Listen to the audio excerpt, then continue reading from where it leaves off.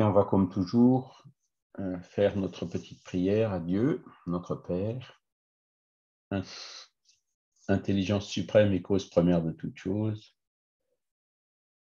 qui a créé l'univers et tous les êtres, tous les esprits incarnés et désincarnés qui habitent cet univers, dont nous-mêmes, envers qui nous sommes donc tous frères et sœurs, et que nous remercions de son infinie miséricorde en nous envoyant des bons esprits qui sont là pour nous assister.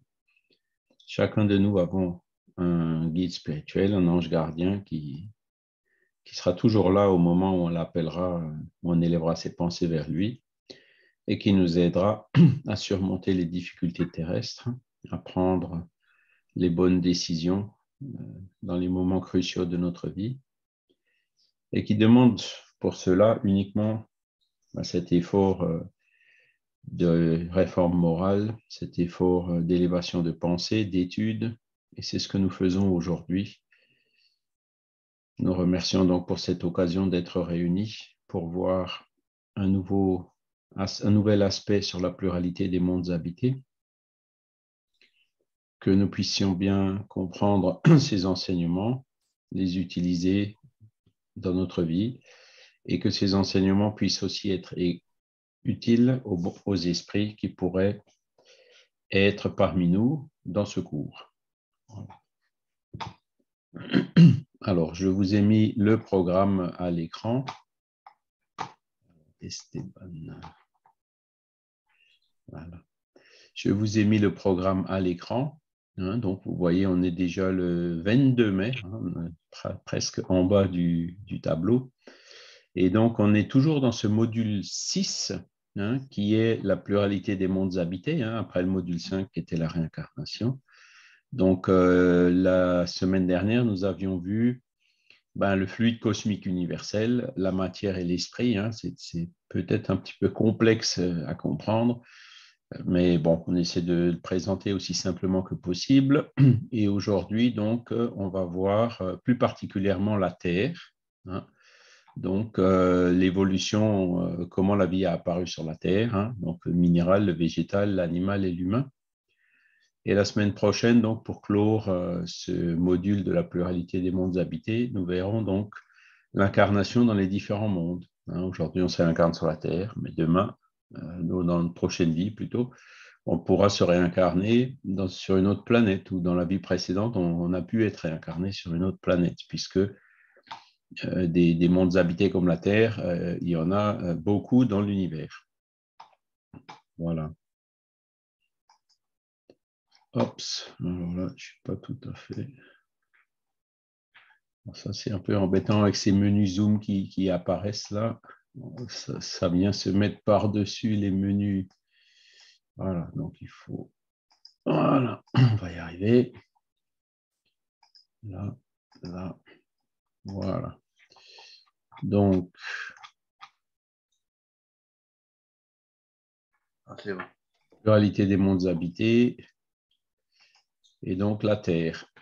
Voilà. Donc, l'objectif spécifique d'aujourd'hui, c'est d'expliquer la création des mondes et de la Terre. Et on va aussi caractériser les règnes de la nature selon l'interprétation spirit. D'accord? Attendez, il faut que je remette la fenêtre des participants. Oui, voilà, c'est bon. OK. Donc, ce qu'on avait vu la semaine dernière, c'est ce fameux fluide cosmique universel. Et donc, cette matière cosmique primitive qui renfermait les éléments matériels, fluidiques et vitaux. Bonjour. Bonjour, Géraud. Bonjour. Ça va et vous? Voilà, fluidiques et vitaux de tous les univers qui déroulent leur magnificence devant l'éternité. Donc, c'est tout ce qu'on voit dans l'univers, et ce qu'on peut voir aujourd'hui et ce qui est étudié par la science, c'est la partie matérielle, donc provient de ces transformations du fluide cosmique universel comme on l'avait vu la semaine dernière. Et donc, c'est ce fluide qui est la mère féconde de toutes les choses, la première aïeule, et qui, plus est, la génératrice éternelle. Voilà, la matière éthérée. Alors, donc ça, c'est celle que justement, on ne voit pas, hein, c'est la semi-matière, comme le Père-Esprit, qu'on ne voit pas dans les conditions normales, qui descend parmi les espaces interplanétaires, provient aussi de ce fluide cosmique universel. Donc, ce fluide qui remplit le monde, plus ou moins raréfié dans les régions immenses riches en agglomération d'étoiles, n'est autre que la substance primitive en qui résident les forces universelles, d'où la nature a tiré toute chose. Et là, je suis en train de lire le fameux livre là, sur Dieu, les preuves que je vous avais montrées, hein, scientifiques, je vous avais montré la dernière fois, je n'étais pas à côté de moi là, mais et c'est vrai que bon là, ce matin, je viens de lire le chapitre sur comment les scientifiques en sont arrivés petit à petit à un univers en expansion, donc il y a eu un début et comment tout ça, ça a suggéré beaucoup de controverses. Einstein lui-même n'était pas d'accord. Il avait inventé une constante cosmologique pour que ces équations collent avec un univers qui est stable, qui a toujours été comme ça, sans début, hein. Et donc, il a dû reconnaître en fait son erreur, hein, par les observations d'autres scientifiques, hein, dont comment dire, un prêtre jésuite, hein, qui était scientifique, qui s'appelait Lemaître, et qui avait avancé ses hypothèses initialement rejetées par Einstein, mais finalement confirmées par Hubble, hein, le fameux télescope dont on parlait, là, Hubble. Donc, c'est lui qui a trouvé les preuves expérimentales comme quoi l'univers est effectivement en expansion. Donc, qui dit expansion dit qu'il était, voilà, qu'il a pu avoir un début. C'est les théories du Big Bang qui avaient été très controversées pendant très longtemps, justement parce que les scientifiques avaient toujours une certaine résistance vis-à-vis pour admettre que Dieu existe. Et donc, dans ce livre-là, effectivement, ils reviennent sur tous ces épisodes pour montrer que, voilà, il manque juste le pas final pour en arriver à Dieu. Et donc, ce fluide cosmique universel voilà, fait partie, hein, de toute cette création. Et c'est quelque part un peu le vecteur, hein, l'agent qui permet, par ces différentes transformations, de produire tout ce qu'on observe, c'est-à-dire notamment tout ce qui est matière, les étoiles, les galaxies, les nébuleuses, les trous noirs, etc. Mais aussi tout ce qu'on ne voit pas, hein, qui est la partie semi-matérielle, le Père-Esprit, voilà, tout ce qui existe dans l'univers, y compris les lois comme la loi d'attraction universelle, comme le, euh, l'électromagnétisme, la lumière, et j'en passe, quoi. Oui. Oui, on dit que l'univers est illimité dans ses dimensions. Alors, comment on peut parler de quelque chose qui est illimité et qui, en même temps, est en expansion? C'est un peu contraire, quoi. À partir du moment où quelque chose est illimité dans ses dimensions, il ne peut pas être en expansion. Comment quelque chose qui n'a pas de fin peut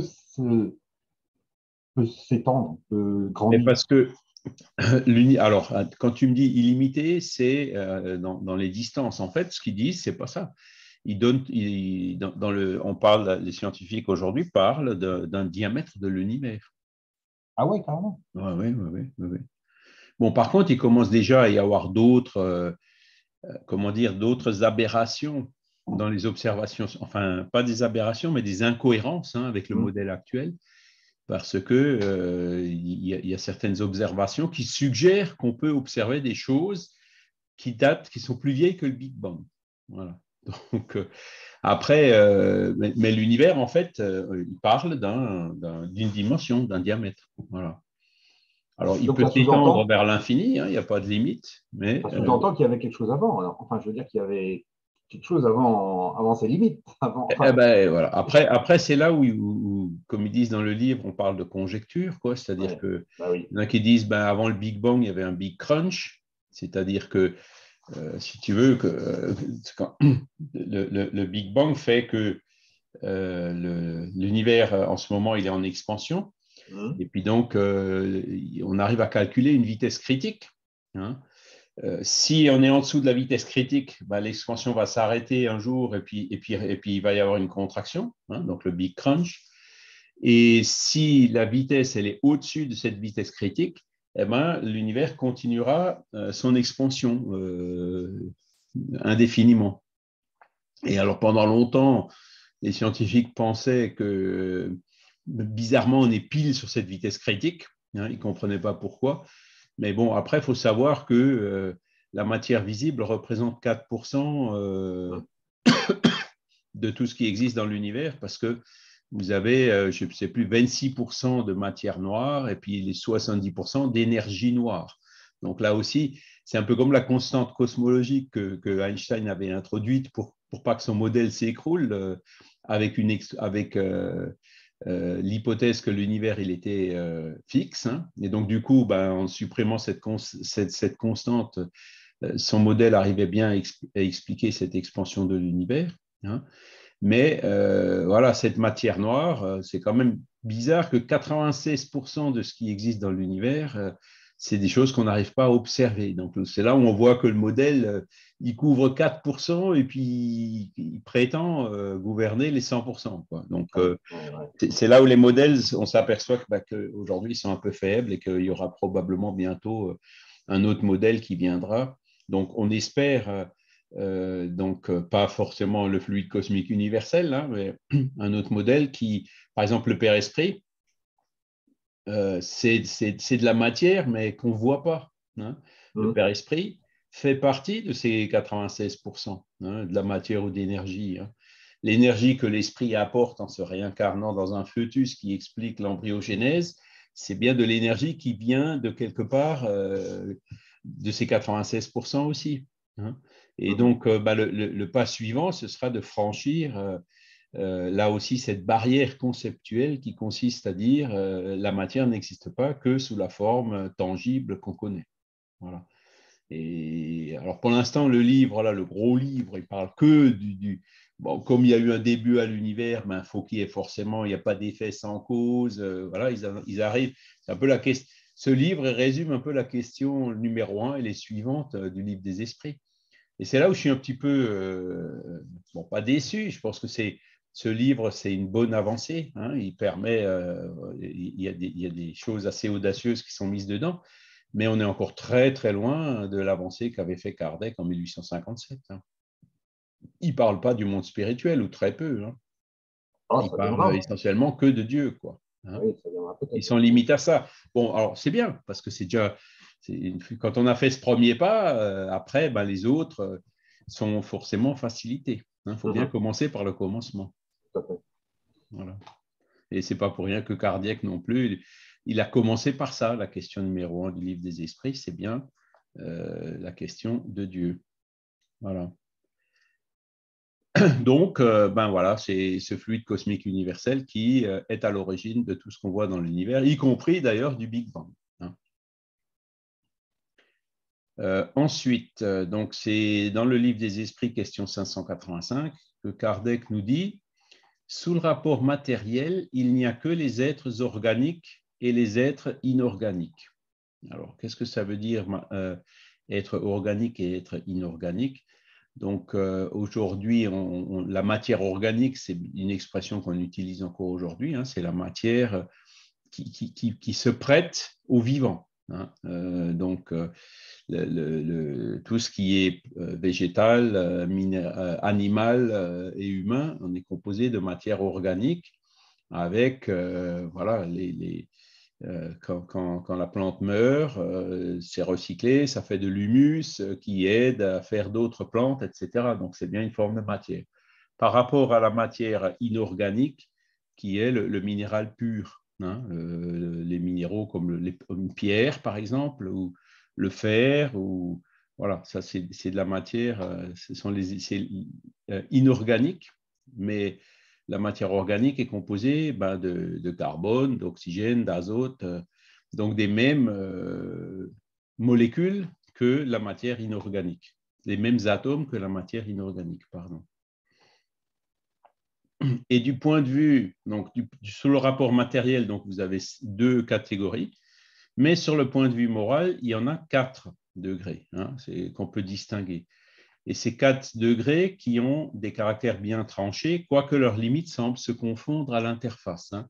Donc, c'est la matière inerte hein, qui constitue le règne minéral. Donc, c'est voilà, tout ce qui est comme je disais, ben, les pierres, voilà, les métaux, enfin, voilà, hein, les objets matériels, le ciment, voilà, tout ce qu'on a pu, ça c'est de la matière, donc ça fait partie du règne minéral. Et n'a en elle qu'une force mécanique. Alors là, c'est une manière un peu de parler, quoi, c'est-à-dire que ben, il y a une certaine masse, il y a un certain nombre de propriétés physiques, chimiques, etc., hein, qu'on connaît. Hein.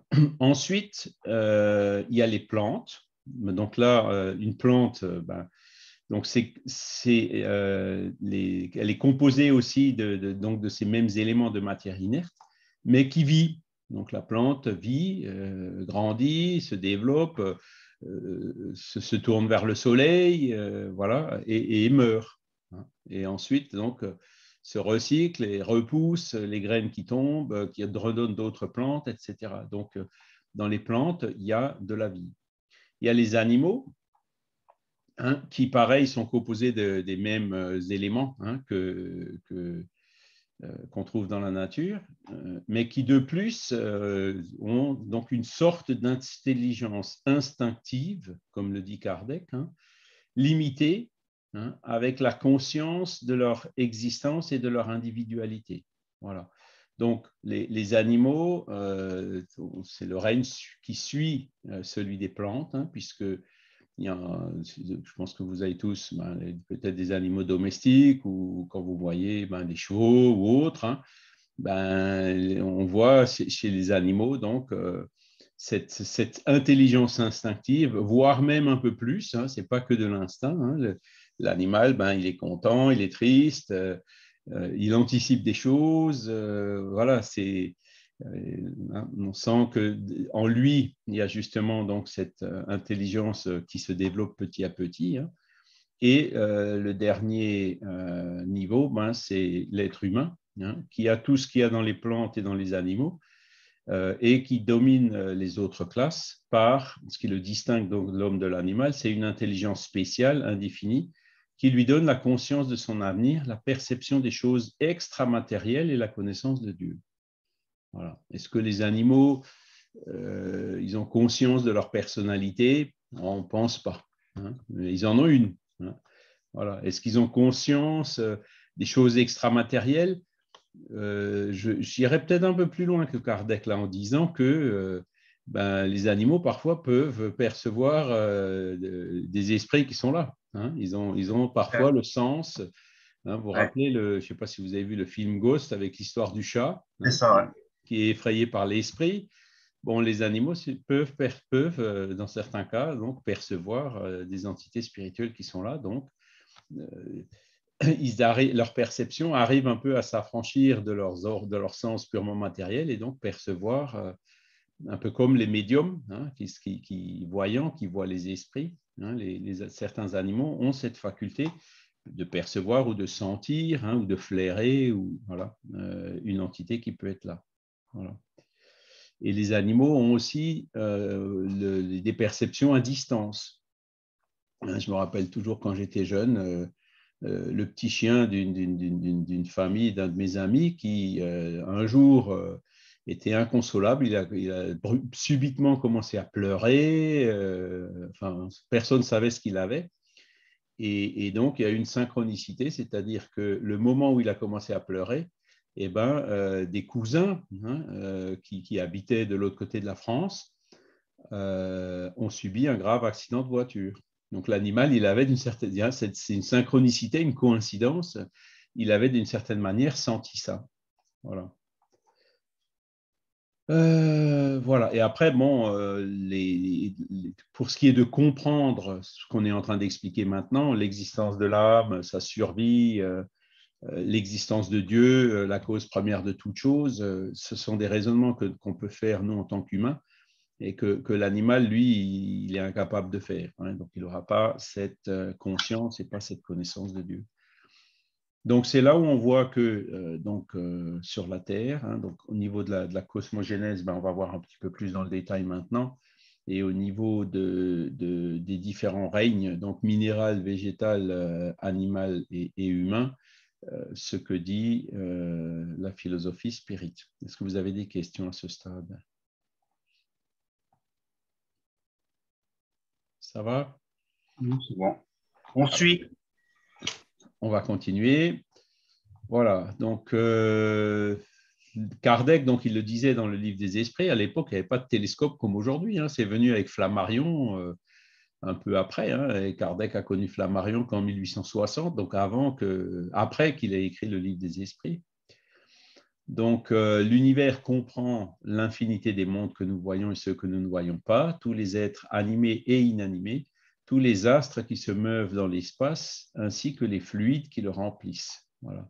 La raison nous dit que l'univers n'a pu se faire lui-même et que ne pouvant être l'œuvre du hasard, il doit être l'œuvre de Dieu. Un Dieu qu'on appelle donc cause première de toute chose. Hein. Ce n'est pas le petit bonhomme sur son nuage, le Dieu anthropomorphique, c'est justement cette notion de cause première. Et donc, vous voyez, cette phrase, hein, là, ils ont écrit un livre de 600 pages en voyant bien sûr tous les progrès scientifiques qu'il y a eu depuis que Kardec a écrit ça il y a 150 ans, pour arriver à cette même conclusion, hein, que l'univers a eu un commencement, donc forcément, il y a une cause, hein, à ce commencement de l'univers, et c'est ça qu'on appelle Dieu. Alors, comment est-ce que Dieu il a fait pour créer l'univers, hein?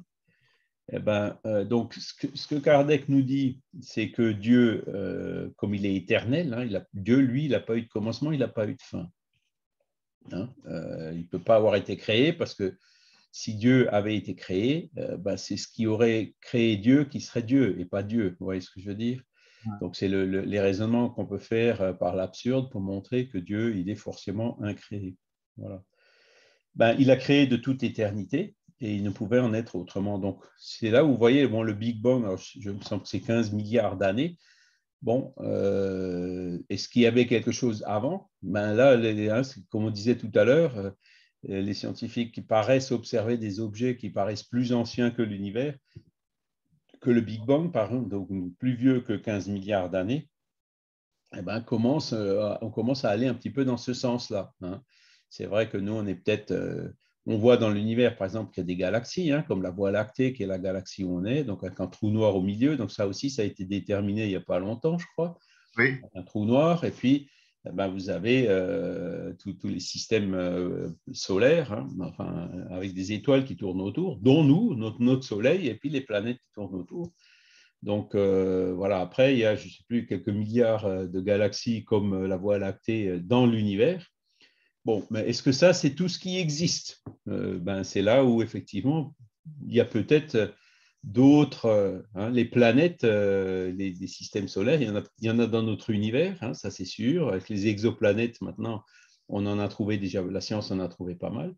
Mais bon, pourquoi pas, hein? Bon, on est un peu dans le domaine de la conjecture, là, parce que c'est, à part cette observation dont je vous parlais tout à l'heure, et peut-être d'autres qui existent déjà ou qui vont venir bientôt, on n'a pas d'éléments sur... Alors, il y a des conjectures, effectivement, dans le milieu scientifique sur les univers parallèles, les multivers.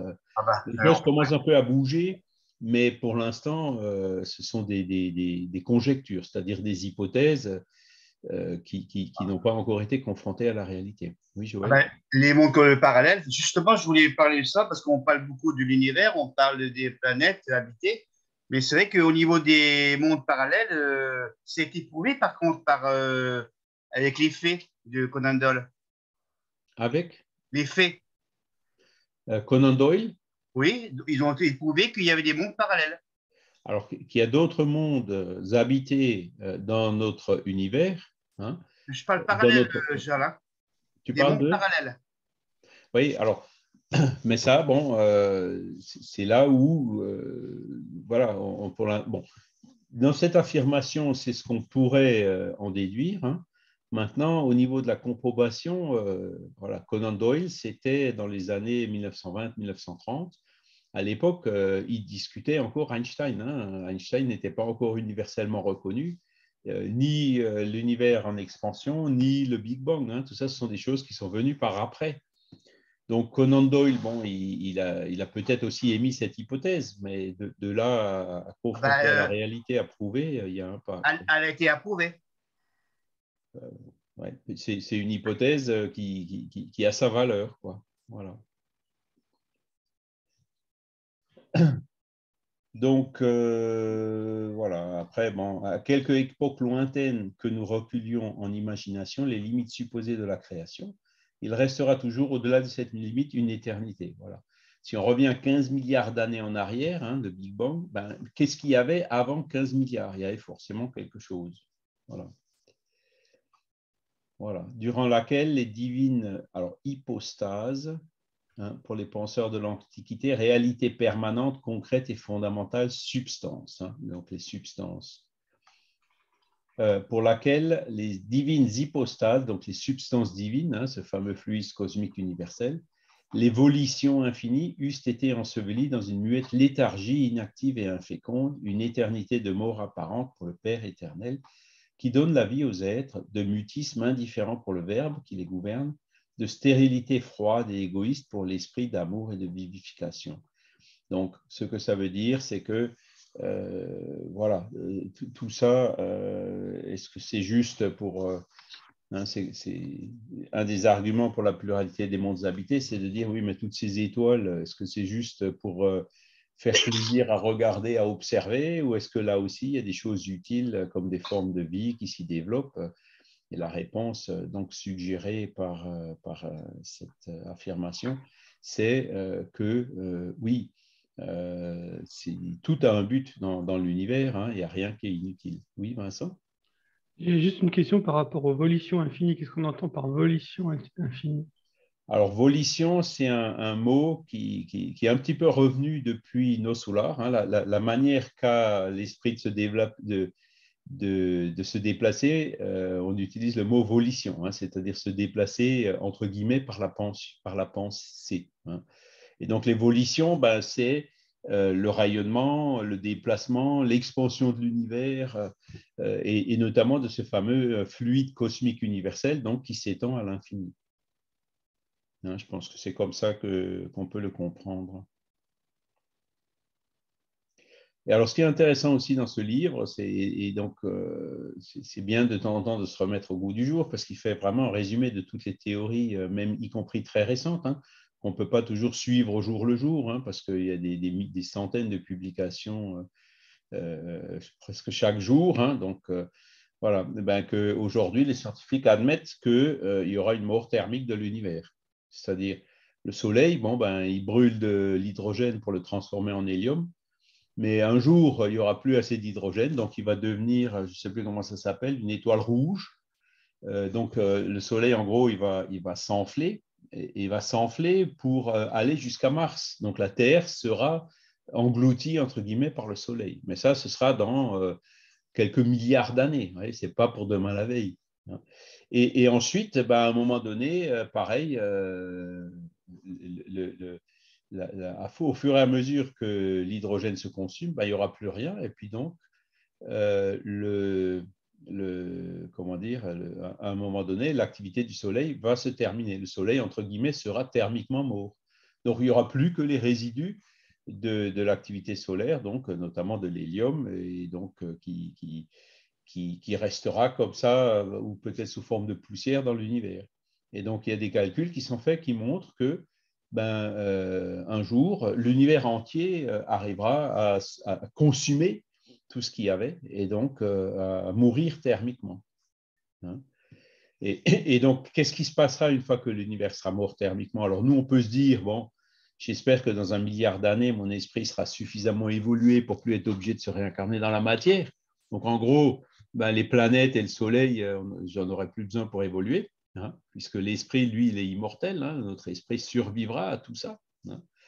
C'est une des hypothèses. Ou alors de dire, ben, ailleurs, ben, il y a d'autres, comment dire, d'autres, un peu comme il y a plusieurs galaxies dans notre univers, ben, il peut y avoir d'autres univers dans l'infini. Hein, voilà. Donc pour les autres pour les nouveaux esprits qui auraient été créés d'ici là et qui, eux, auront aussi besoin de s'incarner dans la matière pour évoluer.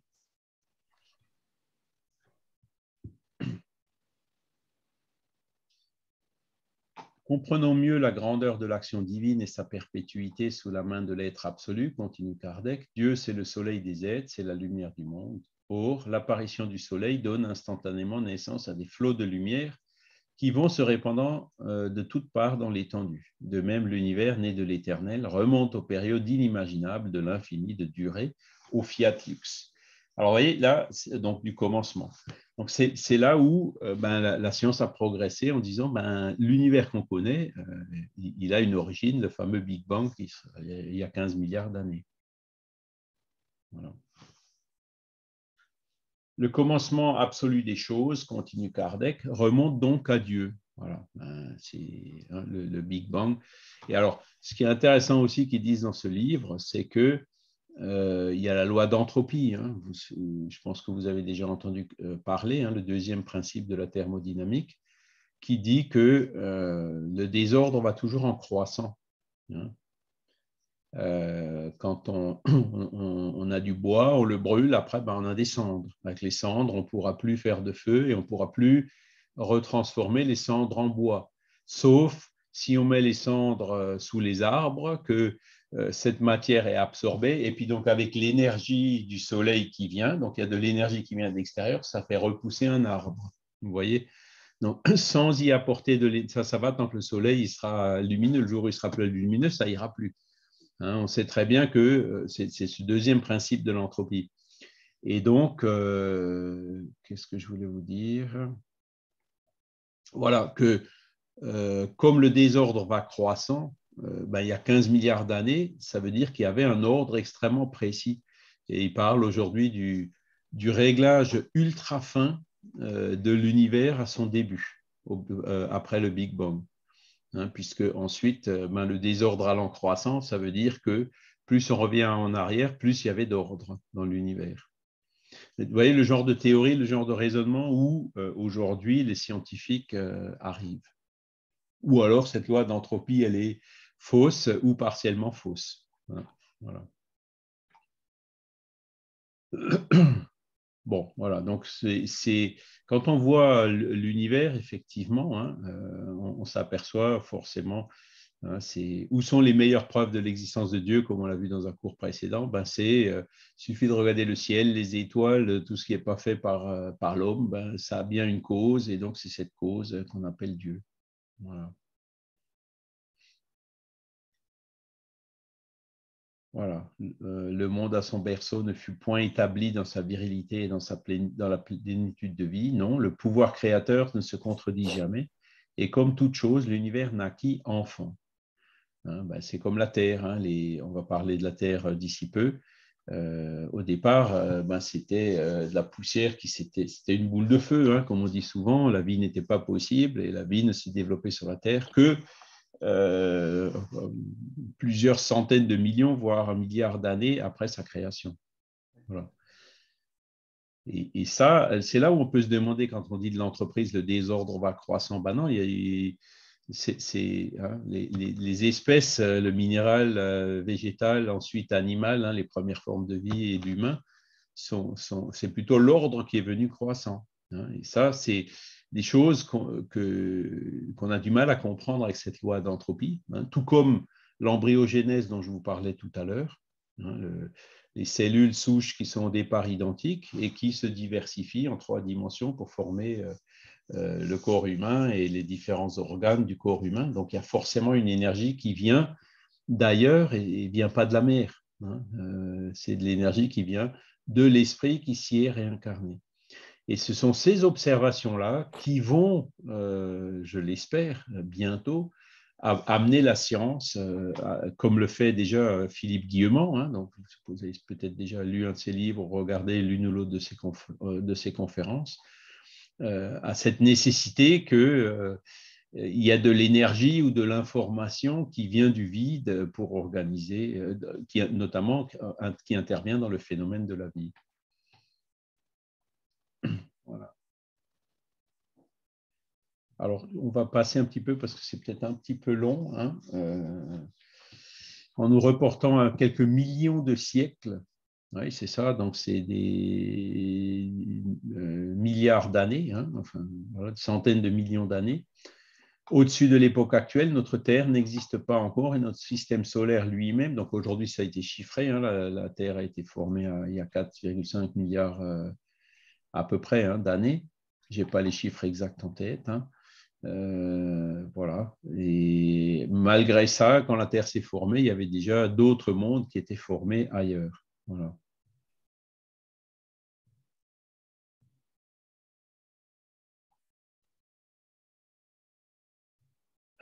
Qu'est-ce qu'on peut encore rajouter là? Voilà, donc chapitre, Kardec développe beaucoup ce sujet dans la Genèse.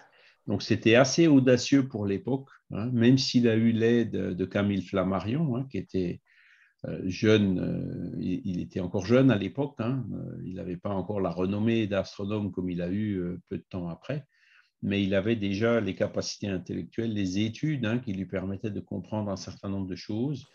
Donc, c'était assez audacieux, notamment en ce qui concerne les différentes possibles théories de la formation de la Terre et de la Lune. Celles qui ont été avancées par Kardec avec l'aide de Flammarion dans la Genèse, ce sont celles qui sont encore reconnues aujourd'hui. Hein, voilà.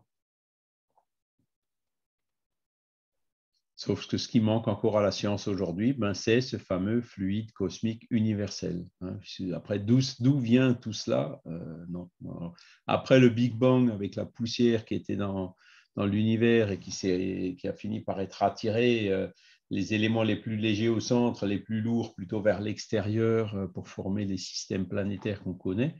Là, la science, elle arrive à expliquer. Mais après, quand on cherche à remonter, oui, mais d'où viennent ces poussières, là, c'est un peu plus difficile.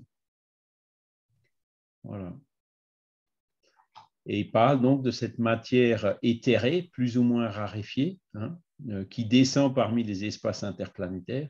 Ce fluide cosmique qui remplit le monde, plus ou moins raréfié selon les régions immenses, riches en agglomérations d'étoiles, plus ou moins condensé là où le ciel astral ne brille pas encore, plus ou moins modifié par diverses combinaisons suivant les localités de l'étendue, n'est pas autre chose que la substance primitive en qui résident les forces universelles, d'où la nature a tiré toutes les choses. Donc, on est toujours encore dans ce chapitre 6 de la Genèse. Et donc, les pères-esprits, hein, cette matière éthérée ou semi-matière plus ou moins raréfiée, c'est en phase avec ce qu'on lit ailleurs, hein, dans Kardec notamment, que plus l'esprit est évolué, plus son père-esprit est éthéré, et moins il est dense, plus il est lumineux ou brillant ou rayonnant. Enfin, on n'a pas vraiment de mots pour expliquer ça. Hein. Et par contre, les esprits qui sont proches de la Terre, ils ont un père-esprit qui est encore plus lourd, plus dense, plus sombre.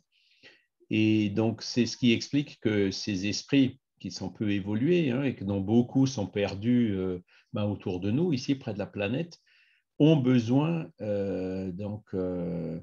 ils n'arrivent pas à percevoir les autres esprits plus élevés qui sont à côté d'eux et qui cherchent à les aider. D'où le travail du séminaire de la semaine prochaine, hein, donc d'assistance aux esprits qui sont en difficulté autour de la Terre, grâce à nous qui sommes incarnés. Donc nous, comme on est incarnés dans la matière, forcément, ces esprits-là, ils arrivent à nous percevoir, hein, puisque notre matière de notre corps physique est encore plus dense que leur père-esprit qui est dense. Voilà.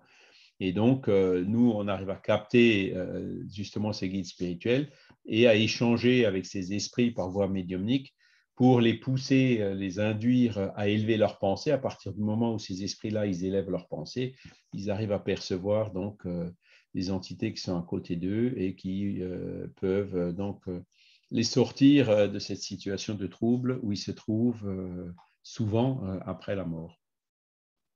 Voilà. Les mondes se forment par la condensation de la matière disséminée dans l'espace. Voilà. Donc, condensation par la loi de gravité donc de la poussière, de toutes ces particules qui existaient, mais condensation aussi du fluide, par le fluide cosmique universel, hein, puisque tout ce qui est matière dans l'univers est venu d'une condensation, d'une transformation de ce fluide cosmique universel. Donc, c'est là où on peut se dire aussi, tiens, mais oui, mais le premier principe de la thermodynamique, hein, c'est rien ne se perd, rien ne se crée, la loi de conservation de l'énergie, de la masse et tout. C'est là où ça peut peut-être contredire un peu ce principe-là, en disant, si on a comment dire, de l'énergie qui vient de ce fluide cosmique universel et qui au départ n'est pas matériel et qui se condense en matière, ben, ça devrait un peu quelque part contredire ce premier principe de la thermodynamique. Donc ça fait partie de ces contradictions qu'il faut que la science doit encore lever. Et je pense que les 96% de l'énergie et de la matière qui existent dans l'univers qu'on ne voit pas aujourd'hui, c'est peut-être un chemin dans ce sens. Voilà. Après, donc, quand on parle de la formation de la Terre, donc à l'époque de Kardec, il y avait déjà les premières études de géologie. Et c'est ce qui a fait que Kardec en parle. La Terre porte en elle les traces évidentes de sa formation. On en suit les phases avec une précision mathématique dans les différents terrains qui composent sa charpente. L'ensemble de ces études constitue la science appelée géologie, science née de ce siècle, alors le 19e évidemment, donc à l'époque de Kardec, et qui a jeté la lumière sur la question si controversée de son origine et de celle des êtres vivants qui l'habitent. Voilà. Ici, il n'y a point d'hypothèse, c'est le résultat rigoureux de l'observation des faits, et en présence des faits, le doute n'est point permis. L'histoire de la formation du globe est décrite dans les couches géologiques d'une matière bien autrement certaine que dans les livres préconçus, parce que c'est la nature elle-même qui parle, qui se montre à découvert, et non l'imagination des hommes qui créent des systèmes. Alors, je ne sais pas si, la géologie, on connaît tous un petit peu, il y a les différentes couches. Quand je prends l'exemple des Vosges, dans les Vosges, il y a des massifs granitiques. Donc, le granit, on voit que c'est une roche qui est très vieille. C'était la roche qui prédominait à l'époque de l'ère primaire, comme on dit. Et ensuite, vous avez d'autres endroits dans les Vosges où on trouve, par exemple, le fameux grès des Vosges, le Donon, qui sont d'ailleurs montés à 1000 mètres d'altitude. D'où vient ce grès? Le grès, c'est du sable qui avec le temps, s'est transformé en pierre, dans lequel on trouve des galets, dans lequel on trouve parfois aussi des fossiles, des micro-organismes. Et donc, la géologie permet d'observer tout ça, d'étudier, de voir que ce grès, ça correspondait, ça veut dire qu'à cet endroit-là, il y avait la mer, donc on arrive à le dater aussi, donc que ça s'est soulevé par après. Voilà. Donc, il y a tous ces raisonnements qui sont basés sur l'observation. Et quand on parle des dinosaures, c'est aussi l'observation des fossiles. Alors là, il faut aller de l'autre côté, dans le Jura, le Jurassique, où on arrive à observer effectivement donc des traces, des fossiles de dinosaures, donc qu'on arrive aussi à dater et qui nous donnent la preuve que ces animaux existaient bien il y a quelques centaines de millions d'années. Voyez ?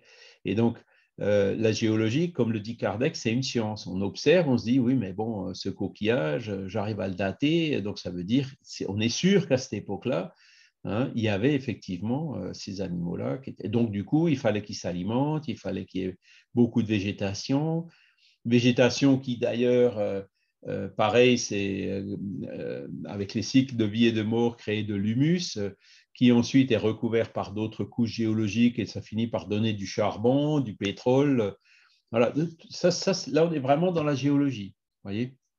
Et donc, c'est la géologie qui nous donne ces informations sur comment est-ce que la Terre s'est formée.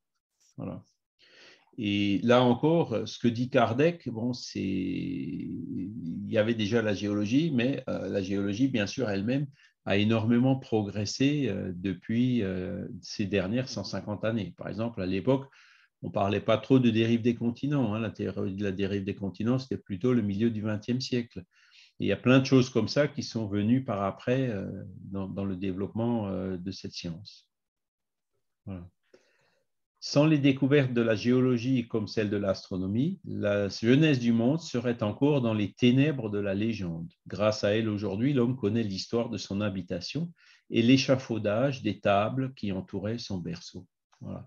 Et c'est ça qui nous a permis aujourd'hui de déterminer les différentes périodes de formation de la Terre. Donc, la période primaire, secondaire, tertiaire, l'ère quaternaire dans laquelle on est aujourd'hui. Il y a toute cette classification qui a été faite avec les sous-phases à l'intérieur de chaque ère et avec ses caractéristiques. Donc là, c'est vraiment une science bien établie. On sait comment la Terre s'est formée et aussi par l'observation des fossiles, comment la vie est apparue sur la Terre. D'accord? Voilà. Alors, Emmanuel, donc, il parle Vers la lumière. Donc, je ne sais pas si vous l'avez lu, ce livre, mais il est très intéressant. C'est l'esprit Emmanuel qui parle donc à Chico Xavier donc des différentes étapes aussi de la formation de la Terre, en se basant déjà sur la science de l'époque, hein, que Chico Xavier connaissait imparfaitement, hein, puisqu'il était quand même du primaire, il n'a pas fait d'études supérieures, hein, le pauvre Chico, même s'il a quand même été autodidacte et qu'il a appris plein de choses par lui-même. Et notamment, Emmanuel décrit comment le monde spirituel est intervenu dans les différentes phases, hein, notamment de cette apparition de la vie. Hein.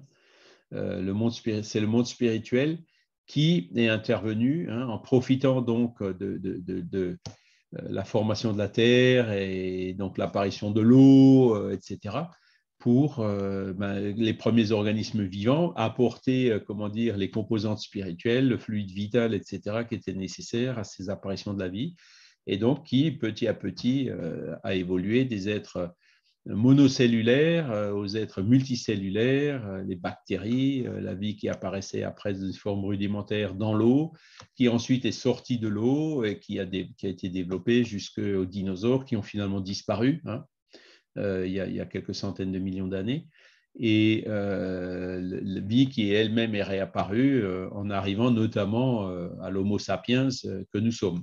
Vous voyez, donc avec une évolution croissante. Donc là, Darwin, c'était 1859, hein, 2 ans après le livre des esprits, la théorie d'évolution de l'espèce, même si Wallace en avait déjà parlé un petit peu avant.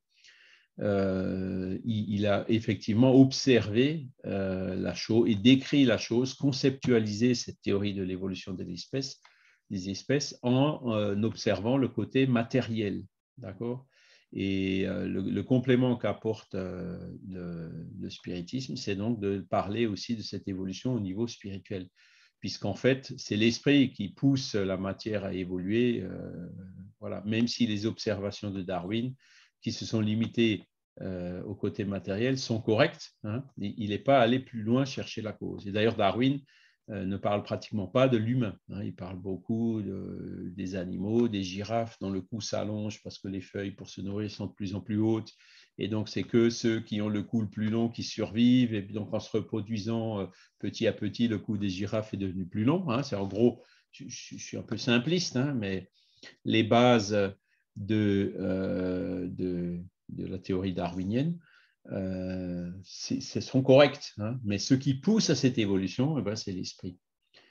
Comparer un homme de Néandertal, comme on le voit dans les illustrations, hein, un peu bossu, plein de poils et tout, avec ce qu'on est aujourd'hui. Et là, on parle de quelques dizaines de milliers d'années, c'est pas très long. Vous voyez, quand on parle de millions d'années, c'est un autre facteur. Là, on parle de 10 000 ans. Hein. On peut déjà voir une évolution significative et rapide, hein, qui est poussée par nos esprits. Ce sont nos esprits qui font que le corps, la boîte crânienne se développe, etc., s'adaptent aux nécessités d'évolutives de l'esprit. Voilà. Alors, donc, il nous reste encore quelques minutes. Donc, la division en 3 règnes, hein, 2 classes, être organique et être inorganique. Donc, ça, on l'a vu. Quelques-unes font de l'espèce humaine une 4e classe. Et les esprits ont dit, bon, on peut classer comme on veut. Hein, toutes les classifications, en fait, sont valables à partir du moment où elles sont clairement définies, selon le point de vue. Voilà. Sur le rapport matériel, il y a les êtres inorganiques, organiques et inorganiques. Du point de vue moral, il y a 4 degrés, comme on l'a vu. Hein. Minéral, végétal, animal et humain. Oui, Vincent ? Moi, j'ai une question par rapport à l'information. C'est-à-dire que on vient d'expliquer le principe d'entropie, c'est-à-dire qu'on va vers du désordre. Oui. Mais quand on parle de matière organique, c'est-à-dire qu'un être humain ou une plante, il y a une énergie vitale, une énergie, et il y a une information. L'information, elle vient d'où? Elle vient de... Philippe Guillemot, il dit qu'elle vient du vide. Hein? Maintenant, nous, les esprits, on dit que l'information vient du monde spirituel. Donc, le monde spirituel, qu'est-ce que c'est pour Philippe Guillemot le vide, c'est quoi la définition du vide? C'est tout ce qui n'est pas matériel, tout ce qu'on n'arrive pas à peser, à mesurer. Donc, le monde spirituel, ça rentre dans ce que Philippe Guillemot appelle le vide. Voilà. Oui, donc, nous, on structure un peu plus ce vide en disant c'est l'esprit qui se réincarne. Ça ne viendrait pas donc du génome, ça ne viendrait pas de la cellule au départ qui contient toute l'information du corps.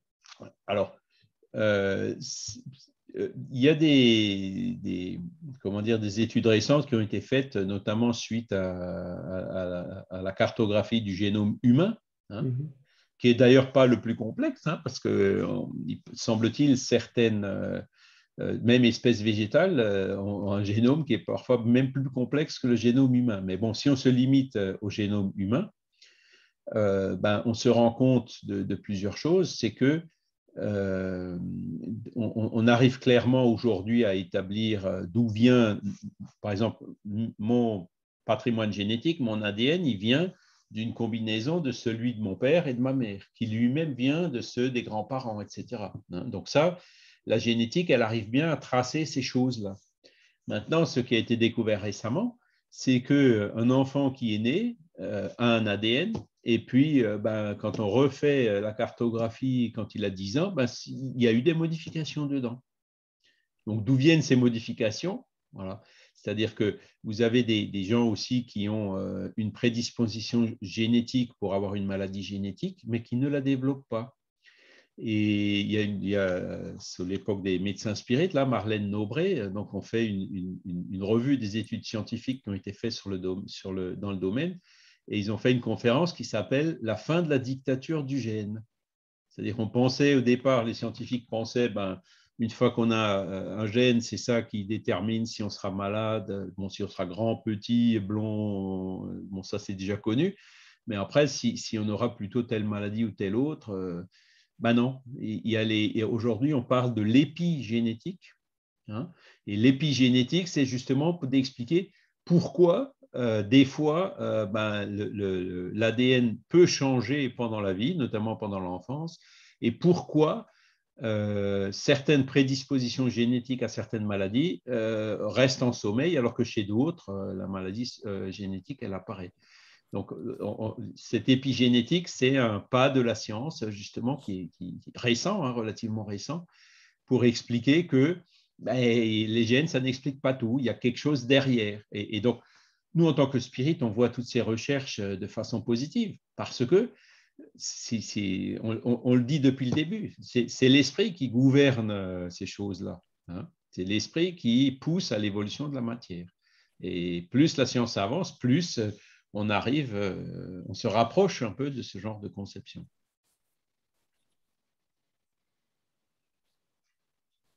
Est-ce que j'ai répondu à la question? Oui, en fait, il y a un principe désorganisé, c'est-à-dire l'entropie, et puis il y a un principe organisé qui est le principe organique avec un principe vital, qui contient une information et qui, lui, est organisé autrement. Si on n'était pas organisé, on ne tiendrait pas debout. C'est ça. C'est comme je parlais tout à l'heure des cendres. On prend du bois, c'est comme l'univers, la mort thermique de l'univers. Vous mettez du bois dans une cheminée, le bois se consume. Donc, si vous ne faites rien, vous aurez de la chaleur, puisqu'il y a la loi de conservation de l'énergie quand même. Mais au bout d'un certain temps, il n'y aura plus de bois, le feu va s'éteindre. Donc, soit il faut que vous veniez pour mettre une autre bûche dessus, donc vous apportez de l'énergie, mais l'entropie globale du système, elle va quand même en décroissant. Et donc, pour le phénomène de la vie, cette énergie, par exemple pour l'embryogénèse, typiquement, l'ovule fécondé, c'est une cellule souche, en gros, qui se multiplie. Et on connaît aujourd'hui les cellules souches. Et bizarrement, elles se développent en 3 dimensions et pour faire les différents organes du corps matériel. Donc là, typiquement, ça, c'est purement contraire à l'entropie si on l'observe que d'un point de vue matériel. Parce que, c'est sûr, la mer, par son alimentation, apporte le carbone, l'oxygène, l'azote, enfin, tous les éléments nécessaires les atomes qui composent ces cellules souches pour en faire d'autres, pour leur permettre de se diviser, de se multiplier. Mais qu'est-ce qui fait qu'après, il y a ce développement en 3D et ça ne se fait pas, je dis toujours, la maman peut être enceinte d'un garçon. Donc, le développement du garçon, ce n'est pas l'influence magnétique ou fluidique de la maman qui l'explique. C'est bien l'esprit masculin qui est incarné, plus les gènes qui expliquent que va se développer dans son ventre un garçon. Et puis pareil pour la fille qui aura des caractéristiques, un ADN différent de sa mère. Vous voyez? Et donc, c'est manifestement, donc quand on observe ces phénomènes-là, Guillemot dit il y a une énergie qui vient du vide et qui explique l'embryogénèse, et nous on dit c'est l'esprit qui se réincarne, molécule à molécule, comme le dit Kardec, qui explique cet apport d'énergie. Sans cela, ce serait une contradiction de la loi d'entropie. Et l'entropie, je ne sais pas trop comment, je suis en train de réfléchir à un exemple. Voilà, c'est ce que je vous disais tout à l'heure. Le bois brûle et se transforme en cendres. Les cendres, c'est quoi? C'est les minéraux qui restaient dans le bois, qui sont d'ailleurs un bon engrais. C'est pour ça que les cendres, on peut les mettre dans le jardin sous les arbres, parce que les arbres se nourrissent de ces cendres, ont besoin de ces cendres pour leur croissance. Ça va stimuler leur croissance. Mais vous avez donc le soleil qui apporte de l'énergie, la photosynthèse qui se fait, le gaz carbonique qui est dans l'atmosphère et qui est partiellement absorbé, etc. Et donc, ce sont cet apport d'énergie et de matériaux qui vient de l'extérieur qui on va recomposer le bois, qui nous permettra de nouveau d'apporter une bûche dans la cheminée. Et c'est là aussi tout le drame des énergies fossiles. On est en train de cramer tout le pétrole. Le pétrole, il s'est formé en quelques millions d'années, le charbon aussi. Et là, on est en train de le brûler. Alors évidemment, c'est renouvelable, mais il faudra attendre quelques millions d'années pour qu'il se reforme. Et donc, subitement, tout ce carbone qui était pris sous le sol, fossilisé, entre guillemets, on le prend, on l'utilise dans les voitures, pour le chauffage, etc. Au bout d'un certain temps, il va se retrouver sous forme de CO2 dans l'atmosphère. Donc, ça illustre aussi cette loi de l'entropie. Et donc, pour que ce carbone de l'atmosphère redevienne, se recombine, il va falloir de l'énergie qui vient du soleil tant qu'il en a. Parce que le soleil aussi, lui, comme on l'a vu, il se consume et au bout d'un certain temps, il n'y aura plus d'hydrogène à transformer en hélium, donc l'étoile s'éteindra. Voyez. Et donc l'entropie, en fait, elle est là. Et je pense que c'est dans cette loi d'entropie qui aujourd'hui ne contemple que la matière, parce que toutes les lois physiques ne gouvernent que la matière tangible. Einstein, avec son E égale mc2, ne gouverne que la matière telle qu'on la connaît, et pas la semi-matière ou la matière éthérée du Père-Esprit. Alors, quand est-ce que la science avancera c'est là où se pose la question, cette fameuse matière et énergie noire. Alors, Michel, il me semble que tu avais levé la main. Oui, en fait, du coup, le darwinisme, c'est presque anti-anthropique, parce que comment, à partir d'une seule cellule, on peut arriver à organiser des êtres pluricellulaires si on considère que l'entropie, c'est toujours vers une perte, c'est-à-dire l'entropie, c'était, je crois, diffusion. En fait, c'était la transformation en chaleur ou en force mécanique. Je crois que c'est ça, l'entropie. Et donc, si on va en effet vers le désordre avec l'entropie, comment à partir d'un être unicellulaire, on peut arriver au cours de millions d'années à avoir des êtres pluricellulaires? Est-ce qu'une amibe va pouvoir donner un être humain? En fait, c'est ça, quoi. Et c'est ce que nous dit le darwinisme. Alors du coup, est-ce que, je sais pas, il n'y a pas un souci?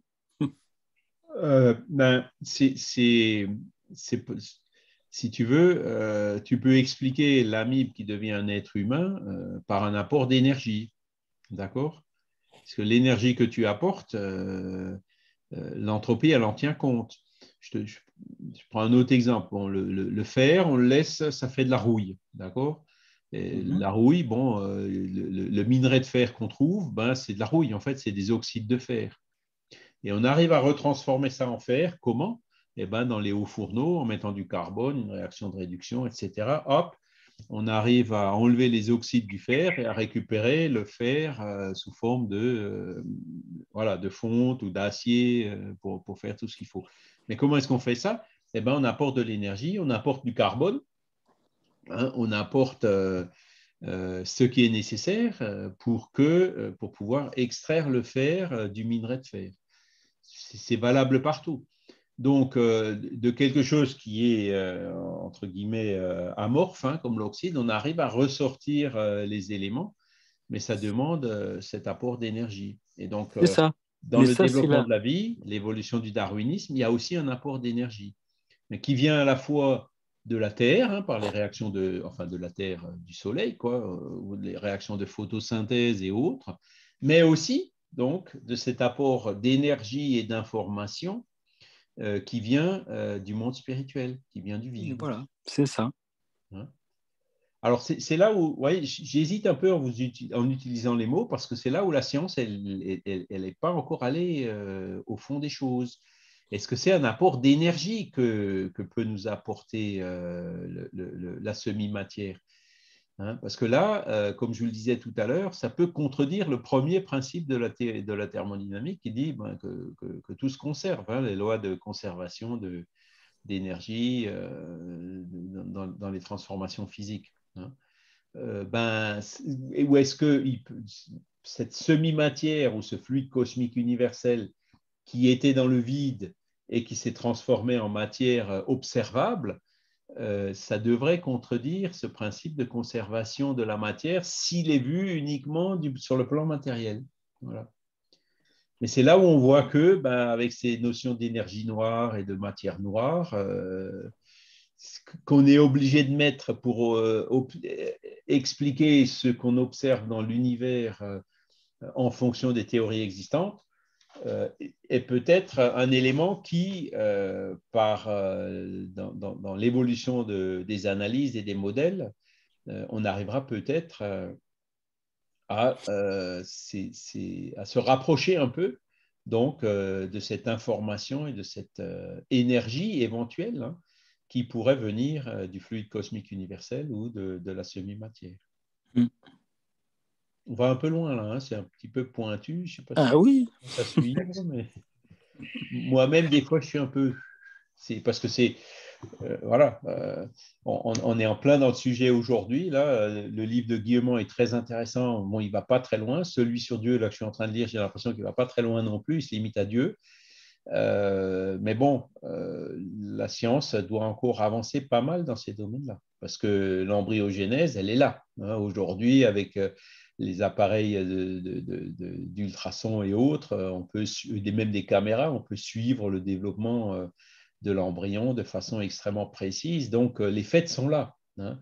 Donc, maintenant, il faut chercher à les interpréter et à les mettre en cohérence avec les théories qui sont valables. Donc, forcément, on arrivera un jour à cette énergie qui vient du vide, à l'influence, en gros, de l'esprit qui se réincarne. Voilà. Donc, merci. Pour les 4 règnes, donc minéral, hein, plantes, on l'a vu, animaux et humains. Bon, il y a des personnes qui contestent ça, qui disent un jour en Pologne, il y a une dame qui m'a interpellé en me disant écoutez, c'est complètement faux ce que vous dites, les animaux sont beaucoup plus évolués que les humains.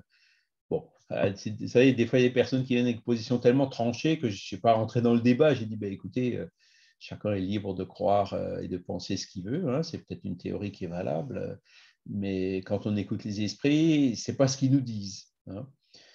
Voilà. Après, tout le respect pour tout le monde et pour les animaux, bien sûr, on cherche à dévaloriser personne, etc. On ne peut nier que voilà. Bon, quand on observe les animaux domestiques ou les éléphants, ils ont des choses qui sont extraordinaires. Hein. Je me rappelle encore du tsunami qui a eu lieu en Asie, là, hein, en Thaïlande, il y a une décennie à peu près. Enfin, je ne me souviens plus, c'est l'ordre de grandeur. Et au Sri Lanka, bizarrement, quelques heures avant la vague, tous les éléphants sont allés en hauteur. Il y a eu 0 éléphant mort du tsunami, alors que des humains morts, il y en a eu un paquet. Donc c'est là où on voit que dans l'animal, il y a des choses qui sont parfois très surprenantes.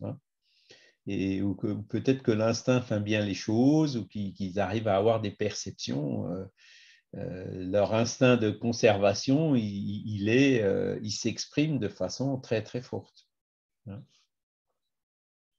Mais n'empêche qu'après, on fait quand même une différence entre l'humain et les animaux.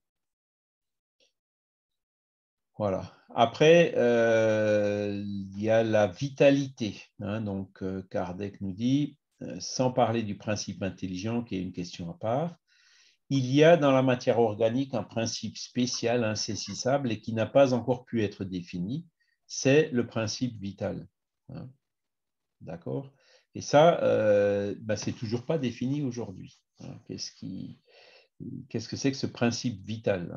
Donc nous, en tant que spirit, on dit toujours que c'est le carburant qui est nécessaire à la vie, de façon à ce que l'esprit ou donc le principe intelligent puisse animer la matière. Il faut qu'il y ait du fluide vital. Le jour où il n'y a plus de fluide vital, le corps meurt et puis l'esprit est éjecté de la matière. Ce principe qui est actif chez l'être vivant est éteint chez l'être mort. Voilà. Mais il n'en donne pas moins à la substance des propriétés caractéristiques qui la distinguent des substances inorganiques. Donc là, c'est pareil, il faut avoir des molécules qui vont bien, l'ADN en hélicoïde, qui, avec l'énergie qui arrive à se multiplier, à se reproduire, les cellules qui se divisent, qui se clonent naturellement, etc. Donc, c'est des choses qu'on arrive à observer et qu'on comprend très bien. Et là, pareil, il faut qu'il y ait de l'énergie, et cette énergie vient donc aussi de ce principe vital, de ce fluide vital. La chimie qui décompose et recompose la plupart des corps inorganiques a pu décomposer les corps organiques. Donc la chimie, c'est très bien, on prend un morceau de tissu humain, il y a tant de % de carbone, tant de % d'hydrogène, tant de % d'oxygène, tant de % de tels autres éléments. Par contre, maintenant, je dis aux chimistes, je dis, voilà, je te donne toutes les briques de carbone, d'oxygène, refais-moi une cellule. Les chimistes, ils n'y arrivent pas. On arrive à cloner, on arrive à reproduire, on arrive à manipuler génétiquement, mais par contre, prendre les éléments et puis refaire une cellule, ça, ils n'y arrivent pas. N'est jamais parvenu à reconstituer même une feuille morte. Et c'est vrai. Preuve évidente qu'il y a dans ceux-ci quelque chose qui n'existe pas dans les autres. Vous voyez le raisonnement que Kardec fait. Et bon, alors, c'est les esprits qui l'ont aidé, qui ont parlé de ce principe vital, on a donc l'esprit, le Père-Esprit et le corps, et le fluide vital. Et quand il n'y a plus de fluide vital, le corps disparaît et l'esprit, le Père-Esprit, se dégage du corps. Le principe vital est-il quelque chose de distinct ayant une existence propre, ou bien pour rentrer dans le système de l'unité de l'élément générateur, n'est-ce qu'un état particulier ou une des modifications du fluide cosmique universel qui devient principe de vie comme il devient lumière, feu, chaleur, électricité? Donc, est-ce que le fluide vital, c'est aussi une propriété du fluide cosmique universel? C'est la question qui est posée. Quelle que soit l'opinion que l'on se fasse sur la nature du principe vital, il existe puisqu'on en voit les effets.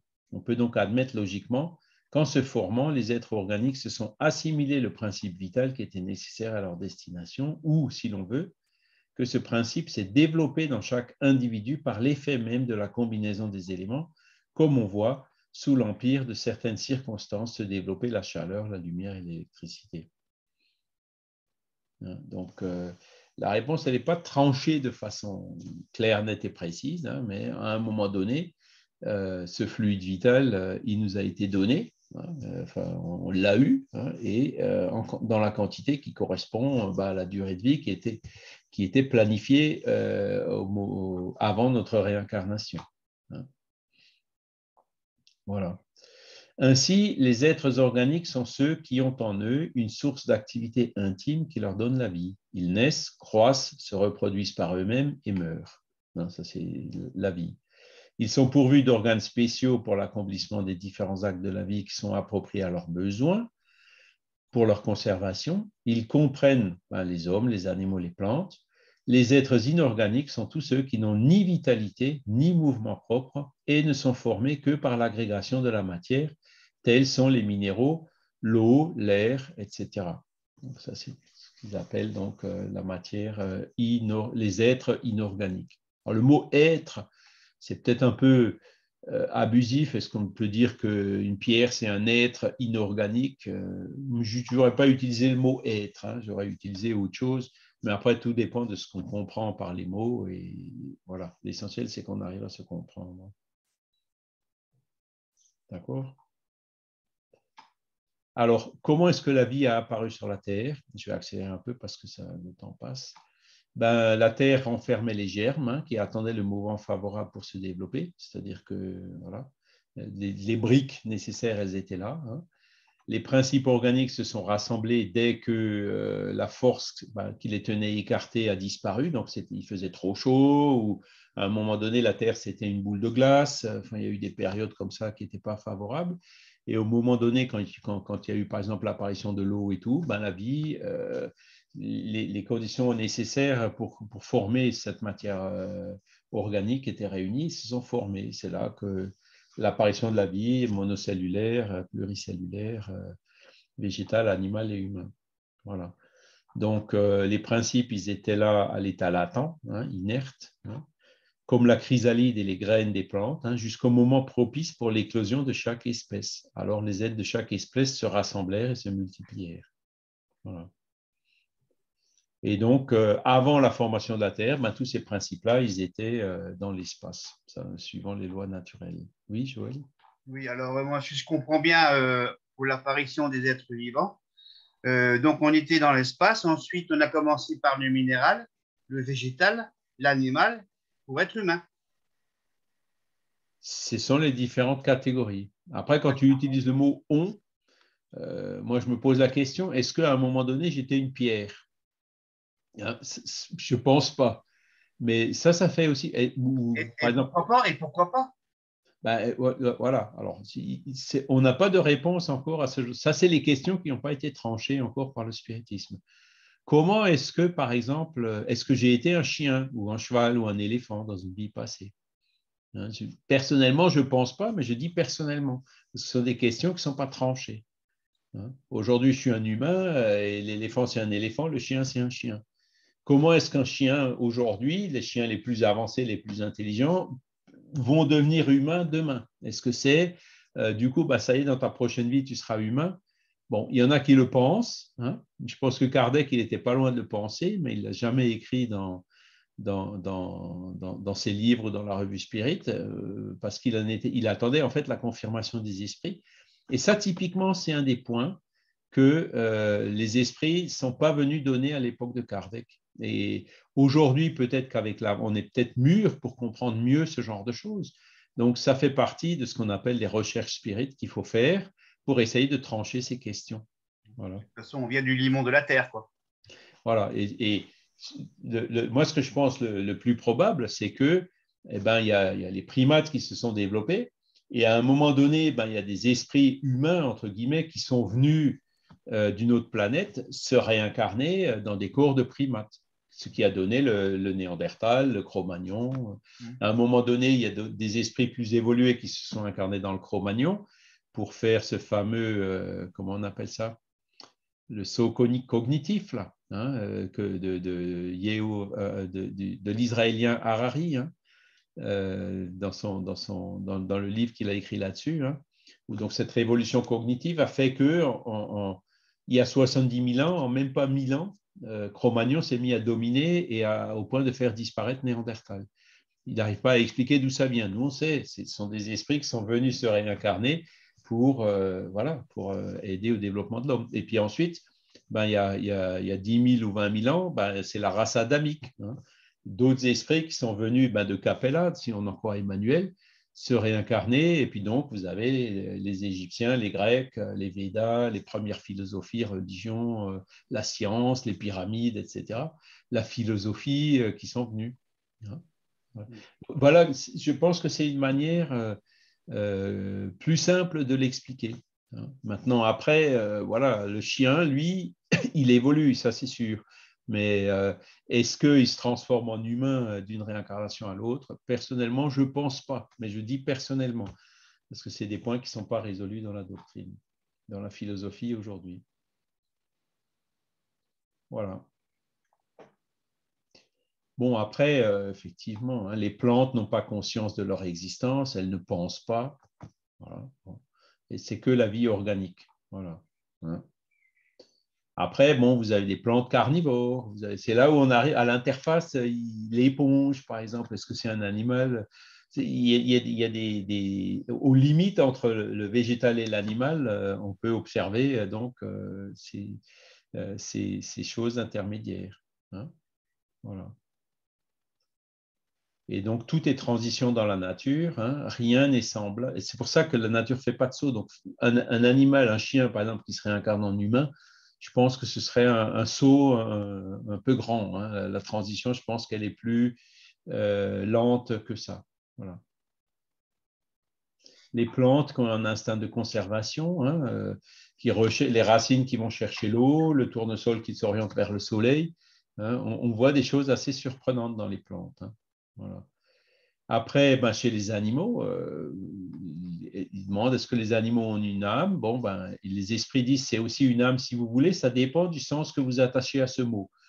Si on dit qu'à Paris, il y a 10 millions d'âmes, ben forcément, les animaux ne sont pas dedans. Hein. Les souris, les rats, si on les mettait dedans, il y en aurait beaucoup plus que 10 millions. Donc voilà, si le mot âme veut dire âme humaine, ben, les animaux, ils n'ont pas d'âme. Il faut utiliser un autre mot, voyez. Mais c'est là où les esprits disent clairement l'âme de l'animal, si on ne peut utiliser ce mot-là, elle est inférieure à celle de l'homme. Il y a entre l'âme et les animaux, des animaux et celle de l'homme, autant de distance qu'entre l'âme de l'homme et Dieu. Donc là, ils mettent quand même une distance assez grande. Pas une barrière infranchissable, mais une distance grande. Voilà ce que disent les esprits. Mais c'est là où, je vous répète, on n'en sait pas plus. Voilà. Et la progression des animaux ne se fait pas par leur volonté, mais par la force des choses. Hein. Donc ça, c'est le darwinisme qui est venu, je vous le rappelle, 2 ans après le livre des esprits, hein, 1859 par rapport à 1857, qu'il a observé le côté matériel de l'évolution animale. Voilà. Que ces règnes, ils existent aussi sur les autres planètes. Hein. Voilà. Les animaux sur des planètes plus évoluées ben, sont aussi plus évolués. Hein. Voilà. Les animaux sont gouvernés par l'instinct, mais montrent déjà les premiers bribes de sentiments ou d'intelligence. Hein. Donc, l'instinct qui peu à peu est substitué. Je passe un peu vite, hein, mais vous pourrez le lire. Voilà. Ils n'ont pas de langage articulé comme nous, mais ils arrivent très bien à se comprendre entre eux. Hein. Nous avons 2 chiens maintenant. C'est marrant, on voit très bien comment ils se comprennent tout de suite. Hein. Voilà. Est-ce qu'ils ont le libre arbitre?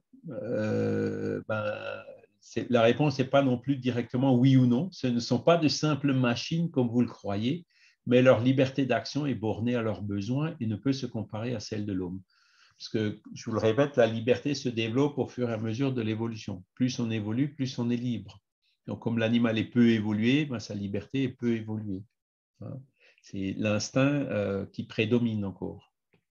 Hein, le chien, quand pareil, l'autre jour, ben hier, on est tombé nez à nez avec un chevreuil, ben, l'instinct, c'est du courir après. Et vous avez beau appeler, crier et tout, heureusement qu'il était à l'aise, parce que sinon, il le suivrait jusqu'à ce qu'il le perde de vue et qu'il soit complètement perdu sans savoir où il est. Hein. L'instinct est plus fort que l'intelligence chez lui. Voilà. Même chez certains humains, d'ailleurs, encore. Hein. Voilà. Et donc, les hommes, pareil, l'évolution continue à se faire. Hein. L'homme s'abaisse parfois bien bas. C'est là où il y a des gens qui disent, quand on voit la cruauté chez certains humains qui n'existe pas chez certains animaux, hein, beaucoup de gens ont des trésors d'affection pour les animaux suite à des déceptions de comportement humain. On peut comprendre très bien ce genre de réaction, mais voilà, c'est à partir du moment où on a le libre arbitre qu'on peut choisir entre le bien et le mal. L'animal, lui, il n'a pas encore ce libre arbitre. Donc, forcément, il passera aussi un jour par ces phases-là où il utilisera mal son libre arbitre en faisant le mal et en subissant les conséquences pour ensuite comprendre les choses petit à petit et évoluer dans le sens du bien. Voilà. Après, au point de vue corporel, donc l'homme, c'est un mammifère. Et même maintenant, d'un point de vue génétique, hein, entre l'homme et le singe, vous avez parfois plus de différence entre deux personnes d'une même famille que entre un humain et puis un singe, par exemple. Hein. La génétique ne permet pas non plus là de faire des différences tranchées. Voilà. Donc la différence vient au niveau de l'esprit. C'est assez long, hein, le cours aujourd'hui. Hein, voilà. Je pense qu'on va s'arrêter là. Est-ce que vous avez des questions encore? Moi, j'avais juste une petite remarque par rapport à la comparaison que tu as faite tout à l'heure sur le fait de prendre des éléments de matière et de reconstituer, par exemple. Alors, à l'heure actuelle, on est capable de reconstituer de la peau humaine. On fait de la culture de peau humaine pour remettre sur les personnes. Hein. C'est ça, on peut la cultiver. On peut faire la reproduire culture. des cellules, on peut C'est ça. cloner, mais prendre les éléments chimiques et les composer pour faire des cellules de peau, ça, on ne sait pas faire. Quelque part, quand on est capable de faire de la culture de peau, c'est que oui, on n'est pas loin en fait de pouvoir recomposer une partie en tout cas. Voilà. On prend, comment dire, une amorce quoi, ou un morceau de peau, et puis on arrive à le faire, à faire de sorte que les cellules se reproduisent. Ouais. On sait comment dire, faire des graines de choux, planter des choux, mais après faire une graine de chou, on ne sait pas faire. Non, on est obligé de la récupérer de la fleur du chou ou de quelque chose. Maintenant, on est capable de faire, par exemple, alors en cours, on peut faire des viandes artificielles à partir, comme on fait de la peau artificielle. Bon, après, voilà, c'est discutable. Hein. C'est la fameuse brebis, la Dolly, qui a été clonée. Je ne sais pas finalement qu'est-ce que c'est devenu. Je pense qu'elle a dû mourir depuis, mais donc on a réussi à cloner une brebis. Hein. Mais pour que la brebis naisse et vive, il faut qu'il y ait un esprit de brebis qui se réincarne dedans. Hein, sinon, elle ne vit pas. Et c'est pour ça qu'il y a eu beaucoup d'essais infructueux jusqu'à ce qu'ils arrivent à cloner et faire des conditions qui permettent au monde spirituel de réincarner une brebis dedans. Parce que sinon, elle ne vit pas. Ouais. Hein, c'est là où comment dire, la biologie, c'est bien. Hein, c'est vrai qu'on arrive à faire. Et puis, heureusement, il faut encourager tous ces développements avec de l'éthique, bien sûr. Hein. La fécondation in vitro, il y a beaucoup, beaucoup de choses aujourd'hui ou les manipulations génétiques à des fins thérapeutiques. Il y a des choses fantastiques qui se développent. Mais voilà, pour que ce soit vraiment clair, il faudrait que que la science ou la biologie tiennent compte aussi de l'esprit, parce que sans esprit, ça ne marche pas. Science sans conscience n'est que ruine de l'âme, comme aurait dit Montaigne. Voilà. Ou alors c'est Victor Hugo qui disait, un peu de science éloigne de Dieu, mais beaucoup de science en rapproche. Hein, c'est là où il faut avoir cette humilité, et puis voilà, ça existe, maintenant comment est-ce qu'on peut l'expliquer? Donc, Kardec a proposé un certain nombre d'explications qui valent ce qu'elles valent, hein, avec l'aide des esprits, qui sont quand même assez puissants, puisqu'il n'y a rien de fondamental qui a été démenti depuis 150 ans. Maintenant, voilà, il faut que... Il est en avance sur son temps, hein, puisque vous voyez, la plupart des scientifiques aujourd'hui bloquent encore à l'idée de Dieu, quoi. Quand on leur parlera d'esprit, il y aura une deuxième phase de blocage. Hein. Ça ne viendra pas comme ça du jour au lendemain.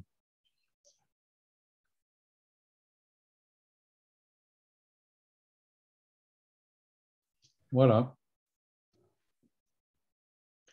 Ben, écoutez, je vous remercie pour votre participation, hein, puis je vous souhaite un excellent dimanche. Et puis donc la semaine prochaine, on sera toujours dans la pluralité des mondes habités, mais donc on verra l'incarnation dans les différents mondes.